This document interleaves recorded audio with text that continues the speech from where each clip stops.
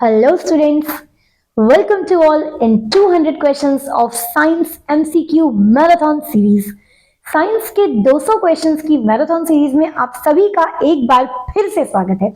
Neha classes की तरफ से मैं लेकर आई हूं आप सभी के लिए साइंस के MCQ 200 क्वेश्चंस, जिसमें से हमने टॉप 10 क्वेश्चंस पहले नंबर पार्ट में कर लिया है।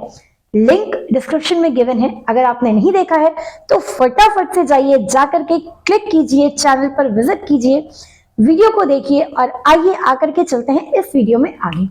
यहाँ पर मैं लेकर आई हूं आपके लिए उन्हीं 200 सवालों की सीरीज में से कुछ और नए क्वेश्चंस आपके लिए। तो एक एक करके सवाल आ रहे हैं आपके सामने। क्वेश्चन देखिए, फटाफट से पेन कॉपी उठाइए और एक एक क्वेश्चन का आंसर इस तरह से करिए कि आपकी तैयारी आपको 100% लगे। अपनी तैयारी की एनालिसिस आप खुद करिए मेरे साथ। चलिए बिना देरी किए हुए शुरू करते हैं। Next 11, which of the following salt contain water crystallization? Your options are, देखिए यहां पर आपको 4 सॉल्ट के नाम दिए हैं, जिसमें से एक है gypsum, Epsom salt, blue vitriol और ग्लूबर्स सॉल्ट। इन सभी में से कौन सा ऐसा सॉल्ट है जो वाटर कंटेन करता है, यानी वाटर को एज अ क्रिस्टल अपने अंदर रखता है? अगर आपको इन सभी के फॉर्मूले गिवन है तो आप आराम से ये क्वेश्चन कर लेंगे, आपको अच्छे से समझ में आए, इसीलिए फॉर्मूले भी आपके स्क्रीन पर हैं।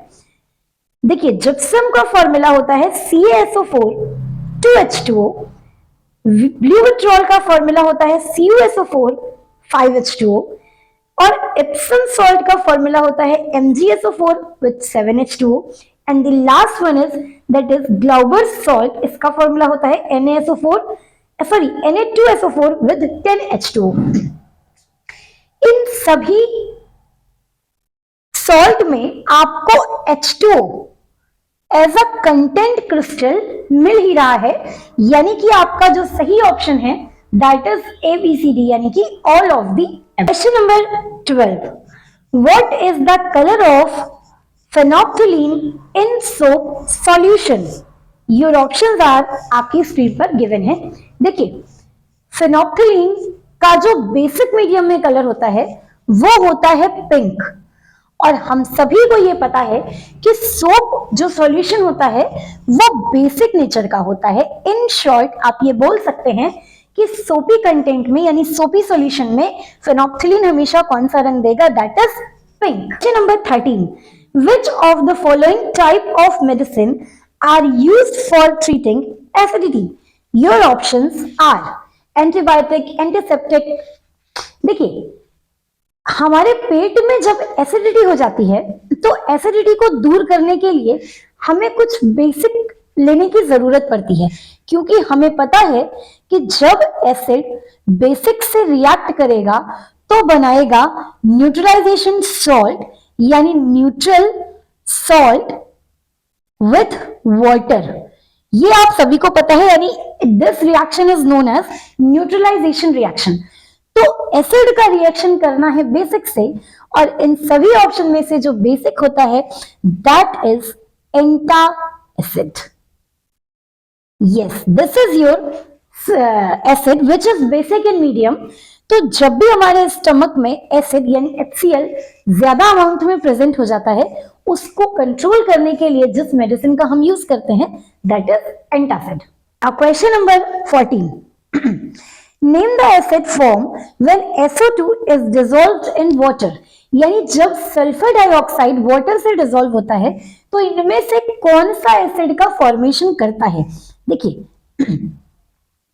SO2 जब वाटर के साथ डिसॉल्व होता है तो कई बार हमें लगता है कि ये बनाता होगा H2SO4, क्योंकि H भी प्रेजेंट है, S भी प्रेजेंट है, O भी प्रेजेंट है, बट नहीं, इस केस में ये फॉर्म करता है H2SO3, जिसे हम सल्फ्यूरस एसिड के नाम से जानते हैं। Question number 15, which of the following conduct electricity? यहां पर आपके पास ऑप्शंस दिए हुए हैं।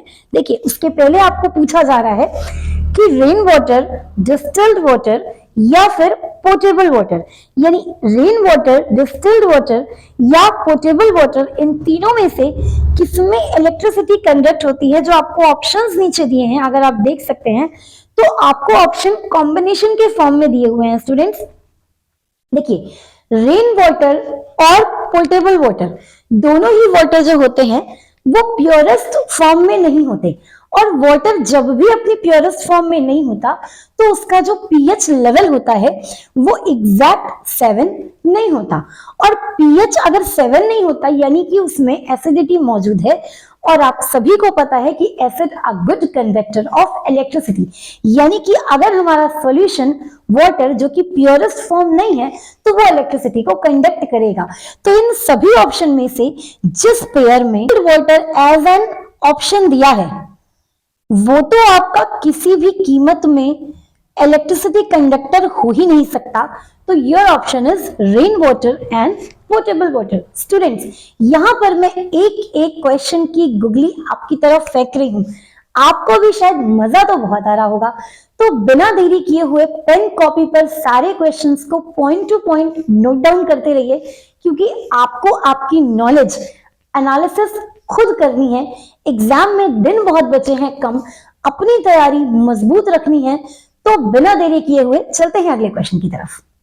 Number 16, what is the nature of non metallic oxide. Non metallic oxide का नेचर कौन सा होता है? ठीक है, एसिडिक ऑक्साइड होता है, न्यूट्रल ऑक्साइड होता है, बेसिक ऑक्साइड होता है या एम्फोटेरिक ऑक्साइड होता है। तो स्टूडेंट्स, यहां पर इसका ऑप्शन है दैट इज एसिडिक ऑक्साइड। क्यों? क्योंकि ये न्यूट्रलाइज कर देता है रिएक्शन को सॉल्ट और वाटर की तरह से, यानी ये भी एक न्यूट्रलाइजेशन रिएक्शन की तरह काम करता है।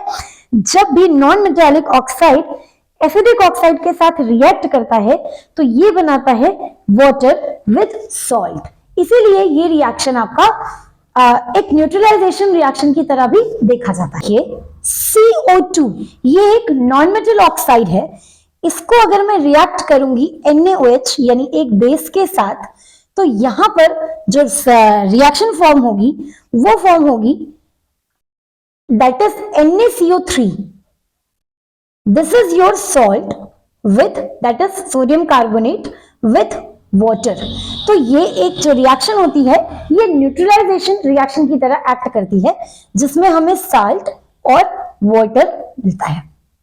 Now question number 17, which type of acid contains lemon. ये तो बिना देखे और फटाफट से हम इसका आंसर दे सकते हैं, obviously that is citric acid. The option is B, that is citric acid. तो बिना देरी करते हुए आते हैं question number 18, and your question is which of the following salt is used in lab to seal air gaps apparatus so as to make the airtight arrangements।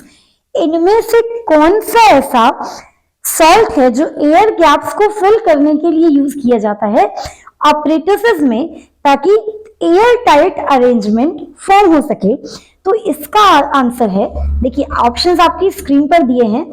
अगर आपको पता हो कि POP that is plaster of Paris ये water ceiling element है, यानी इसका use हम सबसे ज्यादा करते हैं एयर गैप्स को, वाटर गैप्स को, किसी भी तरह की लीकेज को प्रिवेंट करने के लिए। और इसका फॉर्मूला अगर आपको पता हो that is CaSO2 with half H2O. Here it is.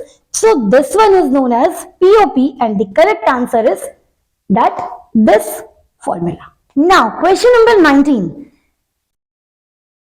When concentrated acid is added to water यानी H2O, the reaction is, जब भी कभी हमारा concentrated acid water के साथ react करेगा तो धमाका तो होगा।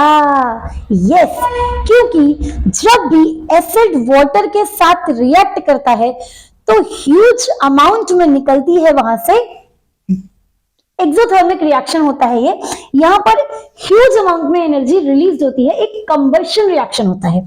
तो जब भी एसिड रिएक्ट करेगा वाटर के साथ, this reaction is known as, you can say combustion reaction, you can say exothermic reaction, यहाँ पर लार्ज अमाउंट में हीट एलिबरेट होती है। चलिए चलते हैं अगले क्वेश्चन की तरफ। Now question number 20, name the substance which on treatment with chlorine yields bleaching powder. Your options are CO, CaCO3, CaOH whole twice and CO। इन सभी ऑप्शंस में से कौन सा ऐसा एलिमेंट है जो क्लोरीन के साथ रिएक्ट करके देता है ब्लीचिंग पाउडर? अगर आपको ब्लीचिंग पाउडर का रिएक्शन याद है तो ये रिएक्शन करने में बिल्कुल भी दिक्कत नहीं होने वाली है। देखिए, जब हम कैल्शियम हाइड्रोक्साइड का ट्रीटमेंट करते हैं ब्लीचिंग पाउडर क्लोरीन के साथ, तो हमें मिलता है CaOCl2। This is known as bleaching powder. तो क्लोरीन के साथ रिएक्शन किसका हो रहा है? ऑब्वियसली कैल्शियम हाइड्रोक्साइड का। This formula helps you to learn the reaction. So come on the next question, number 21। Which gas is elaborate when HCl is added to a sample of solid Na2CO3 that is sodium carbonate? यानी HCl का जब sodium carbonate के साथ addition होता है तो कौन सी gas elaborate होती है? ऑप्शंस आपकी स्क्रीन पर हैं। देखिए स्टूडेंट्स, अगर आपको ये रिएक्शन कंप्लीटली पता है कि HCl जब रिएक्ट करेगा Na2CO3 that is metal carbonate, इसको हम कहते हैं सोडियम कार्बोनेट यानी कि मेटल कार्बोनेट। तो मेटल कार्बोनेट का जब HCl के साथ रिएक्शन होता है तो यहां पर हमें तीन प्रोडक्ट्स मिलते हैं। पहला मिलता है साल्ट, तो साल्ट आपको जो मिलेगा वो मिलेगा NaCO3। उसके बाद आपको मिलता है कार्बन डाइऑक्साइड गैस, यानी आपको मिलेगा CO2 और साथ में आपको मिलेगा वाटर H2O। सॉरी, यहां पर देखिएगा मैं गलत लिख गई एक्चुअली, क्या करूं, प्रेशर इतना है ना बच्चों, एग्जाम आपका है लेकिन क्या कहूं मैं। चलिए देख लेते हैं। NaCl, yes this is your salt, यानी बताते बताते मैं गलती से, इट्स ओके, ठीक है। तो जब इन दोनों का रिएक्शन होगा तो यहां पर मिलेगा साल्ट और ये मिलता है कार्बन डाइऑक्साइड और वाटर। फिर से समझ लेते हैं, जब भी किसी भी HCl या किसी भी एसिड का मेटल कार्बोनेट यहां पर कोई भी मेटल हो सकता है, मेटल कार्बोनेट के साथ रिएक्शन होता है तो जो आपको प्रोडक्ट्स मिलेंगे, एक मिलेगा साल्ट, यानी जो भी यहां पर मेटल कार्बोनेट है उस मेटल का salt plus carbon dioxide with water. So here we go with next question, and the next question is question number 22। The compound used to prepare NaHCO3R, यानी सोडियम बाइकार्बोनेट को prepare करने के लिए कौन से कंपाउंड्स यूज होते हैं? Definitely sodium bicarbonate का जो प्रिपरेशन होता है वो होता है सोडियम हाइड्रोजन कार्बोनेट। जो प्रोड्यूस होता है, ये प्रोड्यूस होता है जब हम रिएक्ट करते हैं किसे? कोल्ड और concentrated solution of sodium chloride यानी NaCl का रिएक्शन करते हैं विद अमोनिया यानी NH3 और कार्बन डाइऑक्साइड। जब हम NaCl का रिएक्शन NH3 विद वाटर के साथ रिएक्ट करते हैं तो हमें क्या मिलता है? Sodium bicarbonate with ammonium chloride. देखिए स्टूडेंट्स, इसका रिएक्शन मैं एक बार आपको लिख करके बता देती हूं। यानी कि जब हम ये रिएक्ट करते हैं that is sodium chloride with reaction करते हैं NH3 यानी कि अमोनिया के साथ, यहां पर साथ में वाटर और साथ में कार्बन डाइऑक्साइड का रिएक्शन जब होता है तो जो हमें प्रोडक्ट मिलता है वो मिलता है NaHCO3 यानी सोडियम बाइकार्बोनेट विथ NH4Cl यानी ammonium chloride. Okay, number 23। An aqueous solution with pH 0 is, कोई भी aqueous solution जिसका pH 0 होगा वो होगा obviously acidic solution। Okay, question number 24। A drop of liquid sample was put on the pH paper.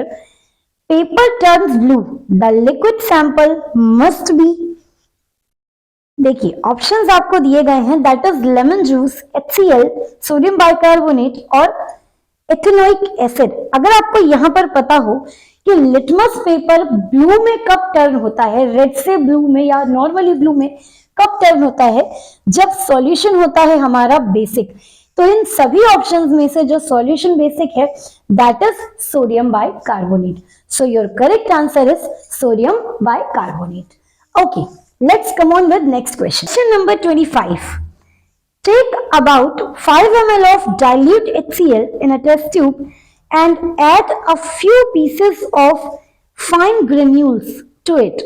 Which gas is evolved? यानी अगर हम किसी भी टेस्ट ट्यूब में HCl लेते हैं और उसमें फाइन ग्रेन्यूल्स डालते हैं, वो ग्रेन्यूल्स ऑब्वियसली किस चीज के होंगे, दैट इज मेटल। और हम सभी को पता है कि जब एसिड रिएक्ट करता है मेटल के साथ तो रिलीज करता है मेटल क्लोराइड या मेटल सॉल्ट। उसी मेटल का सॉल्ट जो यहाँ पर मेटल यूज किया गया है और साथ में लिबरेट होती है hydrogen gas. So your correct answer is hydrogen gas. So they were the top questions from the chapter acid and bases. अभी तक मैंने आपको जो क्वेश्चन कराए वो क्वेश्चंस थे एसिड, बेसिस एंड सॉल्ट के। Now come on the next chapter of chemistry. Obviously एक एक चैप्टर के कंटेंट को मैं आपके सामने वहां से कुछ सिलेक्टेड क्वेश्चंस लेकर आ रही हूं और उस चैप्टर को पूरा कंप्लीट कराने की कोशिश कर रही हूं। So our next chapter is metals and non metals. तो बिना देरी किए हुए चलिए शुरू करते हैं metals and non metals. And the questions are, come on, question number 26। What are the main impurities present with bauxite ore? Bauxite ore के साथ कौन कौन सी मेन इंप्योरिटीज है जो प्रेजेंट होती है? देखिए, bauxite ore usually contains silica that is SiO2 with iron oxide and titanium oxide that is TiO2 as impurities. So your correct option is that is silica with iron oxide. Okay, come on with next question. And your next question is question number 27. Which element is stored in water and which element is stored in kerosene? नीचे देखिए आपको कुछ options दिए हुए हैं, यानी magnesium and sodium respectively, sodium and phosphorus respectively, phosphorus with sodium respectively, calcium and phosphorus respectively. Students, यहां पर हमें दो चीजें पूछी जा रही हैं कि कौन सा एलिमेंट वाटर में पहले नाम लिखा है वाटर का, फिर कौन सा एलिमेंट केरोसिन में स्टोर किया जाता है रिस्पेक्टिवली। यानी कि आपके ऑप्शन में से जो पहला नंबर होना चाहिए वो वाटर में स्टोर किया जाना चाहिए और जो दूसरा होना चाहिए वो केरोसिन में स्टोर किया जाना चाहिए। तो हमें यहाँ पर अच्छी तरह पता है कि फॉस्फोरस और सोडियम ही इन दोनों कंटेंट में स्टोर किए जाते हैं, लेकिन यहां पर फॉस्फोरस और सोडियम दो रैंडम वे से, एक में हमें दिया है सोडियम विद फॉस्फोरस और दूसरे ऑप्शन में हमें दिया है फॉस्फोरस विद सोडियम। तो इन दोनों में से कौन सा करेक्ट ऑप्शन होगा? यहां पर एक शब्द लगा है that is respectively. So obviously हमें यह पता होना चाहिए कि वाटर में क्या कंटेंट स्टोर होता है, पहले नाम उसका आएगा, आफ्टर दैट केरोसिन। तो इसमें स्टोर होता है फॉस्फोरस और इसमें स्टोर होता है obviously sodium. So correct option is phosphorus and sodium. Question number 28।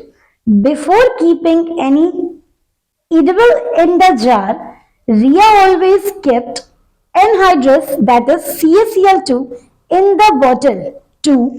यानी कि बिफोर जार में कुछ रखने से पहले एनहाइड्रस कैल्शियम क्लोराइड रिया अपने जार में क्यों यूज कर रही है?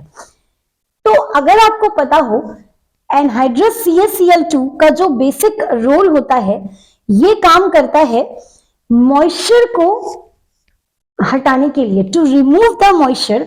क्योंकि जब भी हम जार में पिकल्स या कोई भी एडिबल प्रोडक्ट्स रखते हैं तो जार का मॉइस्चर उसे खराब कर देता है, यानी उससे क्या कर देता है, स्पॉइल कर देता है।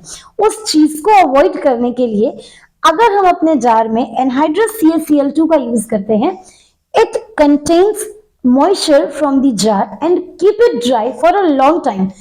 तो हमारा खाना एक लंबे समय के तक के लिए स्टोर रह सकता है। दैट्स व्हाई रिया क्या कर रही है, यूज कर रही है कैल्शियम क्लोराइड एनहाइड्रस। क्यों?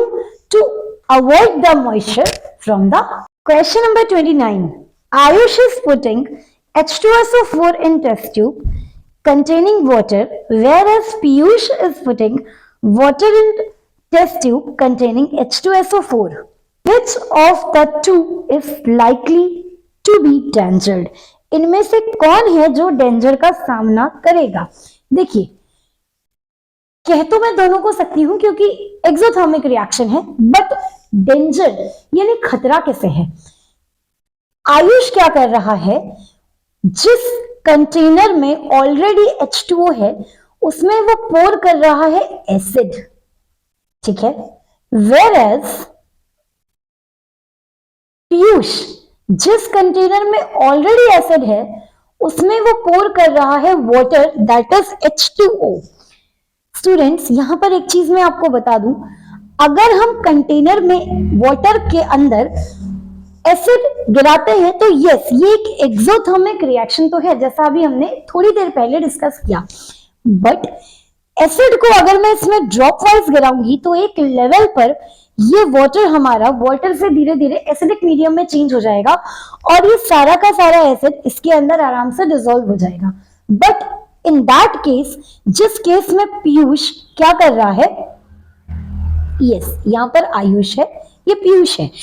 पीयूष क्या कर रहा है, एक ऐसे टेस्ट ट्यूब में जिसमें ऑलरेडी एसिड प्रेजेंट है उसमें वो वाटर डाल रहा है। जैसे ही एसिड में वाटर का एक भी ड्रॉप आएगा, क्योंकि एसिड के अंदर प्रेजेंट होता है H+ आयन, वैसे ही एसिड के अंदर होगा एक ह्यूज अमाउंट में एक्सप्लोजन, जिसकी वजह से डेंजर होगा पीयूष को, यानी एक ह्यूज अमाउंट में एनर्जी रिलीज होगी और यहां पर होगा एक ब्लास्ट यानी कि एक्सप्लोजन। और वैसे भी एसिड में कभी भी पानी नहीं मिलाया जाता, because this is actually danger. तो हमें क्या करना चाहिए, हमेशा वाटर के अंदर हम क्या मिलाते हैं, एसिड, वो भी drop wise. So who will become in danger? Piyush will become in danger. Here we go with next question. Number 30. The melting point of NaCl is. Here options are, yes, इसमें से आपका ऑप्शन है option number B, that is 1074 यानी 1074 kelvin, यानी 1074 kelvin हमारा NaCl का melting point होता है। स्टूडेंट्स, बहुत सारे एलिमेंट्स हमें पहले से हमारी एनसीईआरटी की बुक में गिवन है, और भी आपने जो अलग अलग बुक्स पढ़ी होंगी उसमें भी कुछ ना कुछ गिवन होगा। आपको कुछ एलिमेंट्स के मेल्टिंग पॉइंट और बॉइलिंग पॉइंट थॉरोली अच्छे से याद करना बहुत जरूरी है। चलिए चलते हैं अगले क्वेश्चन की तरफ। Question number 31। Iron pillar of Delhi is made up of. Delhi का आयरन पिलर किस चीज से बना हुआ है? So the correct answer is, that is wrought iron. Delhi का जो आयरन पिलर है वो आयरन से नहीं बना हुआ है, पीट आयरन से भी नहीं बना हुआ है, मिक्सचर से भी नहीं बना हुआ है, वो बना हुआ है वॉट आयरन से। Okay, so question number 32। Galvanization process involves element of zinc and iron. Which of the two metal is sacrificing its life to save the life of the other? Zinc और iron का जब galvanisation होता है तो किस element की को sacrifice करना पड़ता है और क्यों? देखिए स्टूडेंट्स, 4 ऑप्शंस आपको दिए ही गए हैं। इन सभी में से पहले तो मैं बता दूं, सही आंसर है जिंक। अब जान लेते हैं इसके रीजन को। सेक्रीफाइस किसको करना पड़ता है? जिंक को। क्यों? क्योंकि गैल्वेनाइजेशन प्रोसेस में जब जिंक का गैल्वेनाइजेशन होता है आयरन के साथ, तो रिएक्शन में होता क्या है, इस आयरन पर होती है जिंक की कोटिंग, यानी जिंक पर आयरन की हो जाती है कोटिंग, और आयरन पर जिंक की कोटिंग जो होती है वो होती है to prevent the iron from the rusting. This process is known as galvanisation. So number 33, copper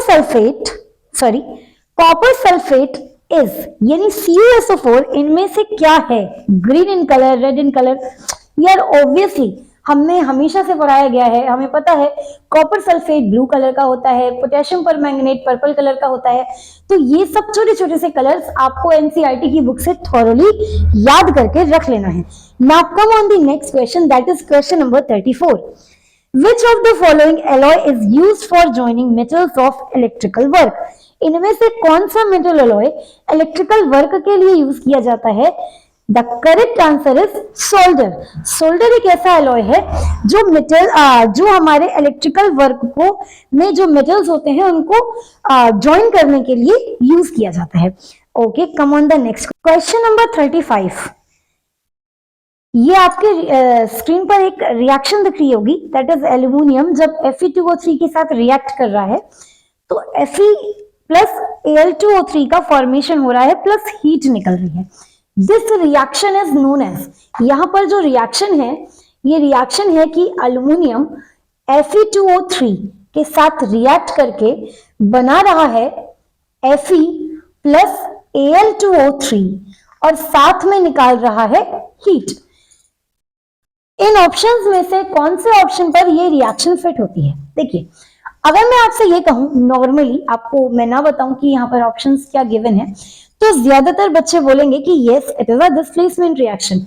yes, obviously it is a displacement reaction, क्योंकि एल्यूमिनियम यहाँ से Fe को डिस्प्लेस कर रहा है और खुद यहाँ पर लग जा रहा है। बट आपके ऑप्शन में भी डिस्प्लेसमेंट नहीं दिया है और हाँ, ये डिस्प्लेसमेंट रिएक्शन भी नहीं है। और अगर ये डबल डिस्प्लेसमेंट होता तो यहाँ पर एक और सॉल्ट या ऑक्साइड या क्लोराइड कुछ भी कंपाउंड आपको गिवन होता, दोनों कंपाउंड एक दूसरे को यहाँ पर इंटरचेंज करते हुए दिखते, लेकिन ये डबल डिस्प्लेसमेंट रिएक्शन नहीं है। तो ये रिएक्शन है दैट इज फर्माइट रिएक्शन। इस रिएक्शन में क्या होता है, जब भी एल्यूमिनियम आयरन के साथ रिएक्ट करता है तो एक तरह का एल्यूमिनियम पाउडर फॉर्मेशन करता है, यानी ये होता है पाउडर के फॉर्म में, और ये जब इसके साथ रिएक्ट करता है तो एक ह्यूज अमाउंट में यहाँ से हीट लिबरेट होती है और ये रिएक्शन कुछ खास स्पेसिफिक टेम्परेचर पर होता है, दैट इज 3500 डिग्री सेल्सियस। इतने डिग्री सेल्सियस पर ये टेम्परेचर कंडक्ट होता है। Okay, question number 36. Which of the following metal exists in native state? इनमें से कौन सा एलिमेंट अपने नेटिव स्टेट में रहता है? एंड योर ऑप्शंस आर, देखिए स्टूडेंट्स, आयरन या हीलियम या अगरकर या आर्गन या इनमें से कोई भी एलिमेंट अपने नेटिव स्टेट में नहीं रह सकता। इनमें से जो नेटिव स्टेट में रहता है वो रहता है that is platinum, gold and Ag। तो जिस भी ऑप्शन में ये तीनों है वो ही हमारा क्या है, अपने नेटिव स्टेट में, वही ऑप्शन पर हम जाकर के टिक करेंगे। क्योंकि देखिए इस ऑप्शन में आपके पास Au है। देखिए ऑप्शन नंबर अगर मैं बात करूं ऑप्शन नंबर सी की, तो सी में Ag और Au तो है मगर साथ में है आपका Fe, तो यानी ऑब्वियसली आयरन हमारा नेटिव स्टेट में नहीं रहता है। यस, सिमिलरली अगर मैं बात करूं ऑप्शन नंबर डी की, तो उनमें से तो कोई भी एलिमेंट नेटिव स्टेट में नहीं रहते। So your correct answer is option number B.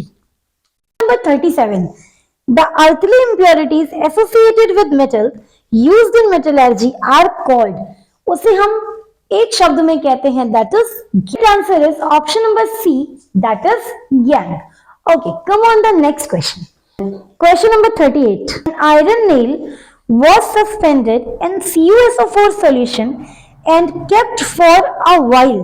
The solution is, जब भी हम आयरन नेल को CuSO4 यानी कि कॉपर सल्फेट सॉल्यूशन में थोड़ी देर के लिए प्लेस करते हैं तो हमारा सॉल्यूशन जो होगा वो कैसा रहेगा? देखिए स्टूडेंट्स, हाँ, कॉपर सल्फेट का नेचर होता है कि वो आयरन नेल के साथ जब भी सॉल्यूशन में रहेगा तो वो सॉल्यूशन को क्या करेगा, ग्रीन कलर का कर देगा। यदि हमारा सॉल्यूशन होगा CuSO4, it turns green with a coating of iron, with a coating of Cu over the iron, यानी आयरन के ऊपर कॉपर की हो जाएगी एक कोटिंग और सॉल्यूशन का कलर हो जाएगा। Now question number 39, chemically rust is, chemically rust को हम और किस नाम से जानते हैं? Definitely that is hydrated ferric oxide. Chemically rust का फॉर्मूला, केमिकल नेम है हाइड्रेटेड फेरिक ऑक्साइड।